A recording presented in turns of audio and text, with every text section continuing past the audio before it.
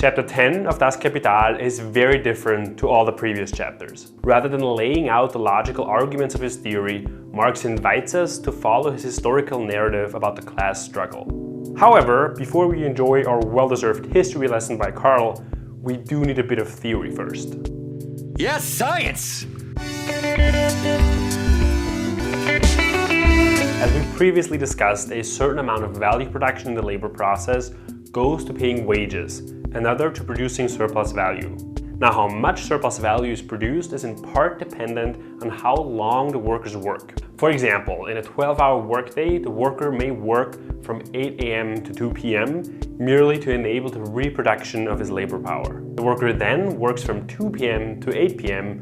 to produce surplus value. It is therefore easy to see why the capitalist is interested in a long workday, because a long workday will produce more surplus value. The worker, on the other hand, has different interests in mind. He wants to negotiate for a shorter working day since he has other things to do and doesn't really care about how much surplus value he produces for the capitalist. A worker may need time for education, intellectual development, for the fulfillment of social functions, for hobbies, and even for taking a rest on Sunday. So there is a fundamental disagreement here, which needs to be sorted out through negotiating. This negotiation, some may even call it a struggle, is in essence the class struggle.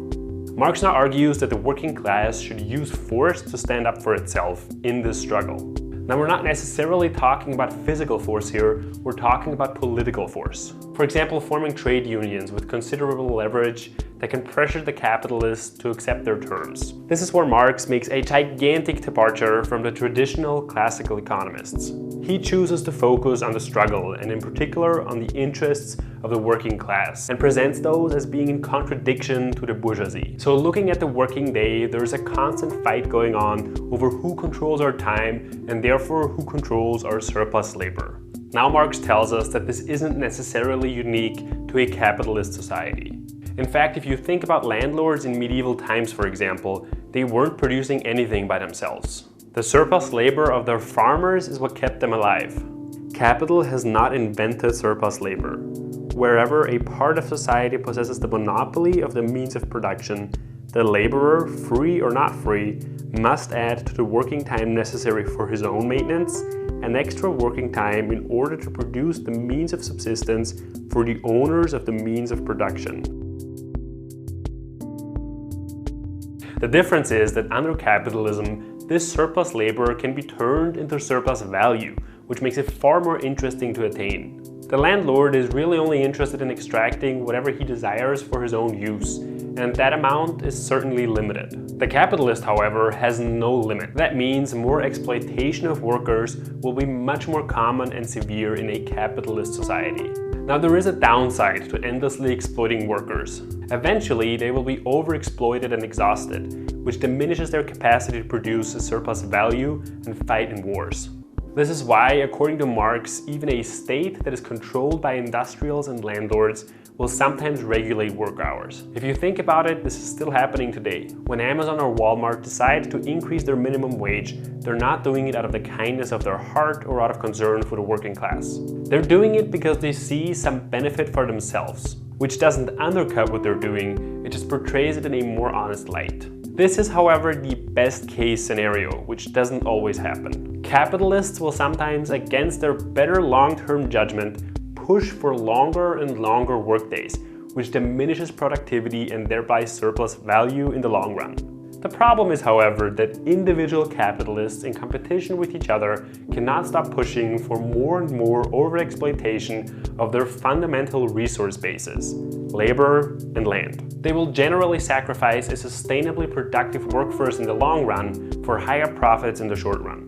It's like if every capitalist agreed to not overexploit labor, that would help all capitalists in the long run. However, if a single capitalist decides to do that, his competitors will put him out of business in the short run. Marx introduces another important concept here, the concept of surplus population. Workers are replaceable, therefore no individual capitalist feels the need to look after them. There's simply too much supply of labor, which greatly plays into the hands of the capitalist. Now, to be clear, Marx doesn't say that capitalists are bad people. As a human being, the capitalist may care, but forced to maximize profits, he really has no choice but to exploit labor as much as possible.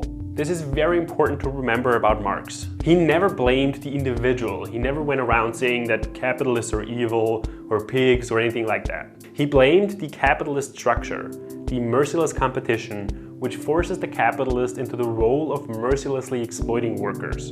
Alright, time for even more history. Marx tells us that centuries of struggle between the capitalist and the worker have led to the establishment of a normal working day.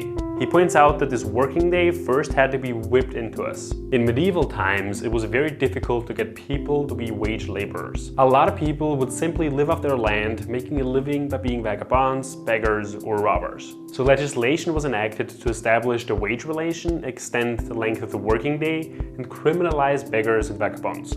The hour was then invented in the 13th and the minute invented in the 17th century, and a good day's labor was now defined as 12 hours of work. Can you imagine how we would think about time today if there was no such thing as a minute? Seems crazy now. Much later, colonizers would be faced with the same problem that rulers in medieval times had faced. They found that natives in India or Africa wouldn't submit to the wage labor. For them, time was much more of a loose concept. They would work for a bit, then just disappear, and then just show up again. So this modern perception of time and time discipline therefore is a fundamental part of the capitalist system. Whoever doesn't conform to this, we simply call mad or antisocial at best, or throw in an insane asylum or prison at worst. These people aren't normal. To be a normal person is to accept a certain kind of discipline convenient to the capitalist mode of production.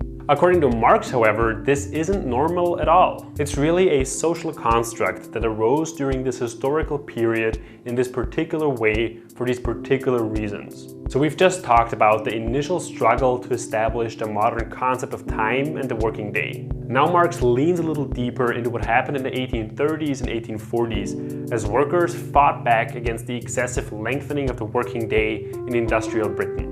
In the 1820s in Britain, the landed aristocracy still dominated political power. It had parliament, it had the House of Lords, it had the monarchy, and dominated the military and judiciary. But there was also a rising bourgeoisie, partly constituted by traditional mercantile and financial interests and now supplemented by an increasingly powerful industrial interest. Although wealthy, these capitalists were politically disempowered relative to the landed aristocracy. Therefore, they wanted to change the system. In 1832, with the help of the professional middle class, they forced through the Reform Act, which transformed the system of parliamentary representation in their favor. It did so by allowing modestly endowed property owners to vote. However, in order to win over the professional middle class, which was largely artisanal working class, they had to make some political promises. Among those were extending the vote to artisans, regulating the length of the working day, and doing something about oppressive conditions of labor.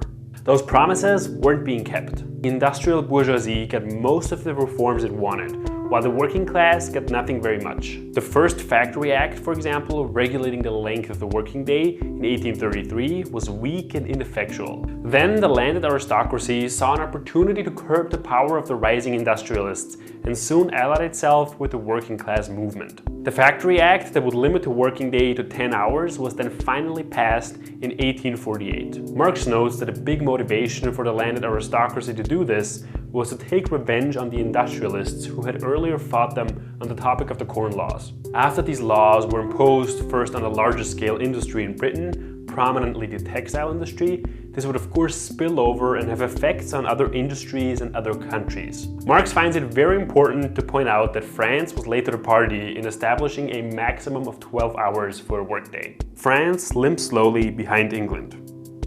Although he maintains that the French law was much more efficient, regulating all industries at once. The English law was more compromising, caving to the interest of some industries and making more exceptions. The US, not to be outdone, didn't do anything about the working day for quite a while, since it still had slavery. But after the Civil War, the 1866 General Congress of Labor in Baltimore called for 8 hours. Of course, this struggle would continue, and as some would argue, even to this day.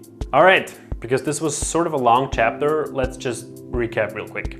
Today we talked about the limits of the working day, how long or how short it can be, why the greed for surplus labor is limitless in a capitalist society, how our perception of time has shaped the working day, the historic struggle between the industrialists and the workers over the length of the working day and how legislation or a lack thereof influenced that, and how this struggle evolved in places outside of Britain. Thank you for watching. I shall now end my working day and go to sleep. I'm just kidding. For this to be wage labor, there would have to be a wage.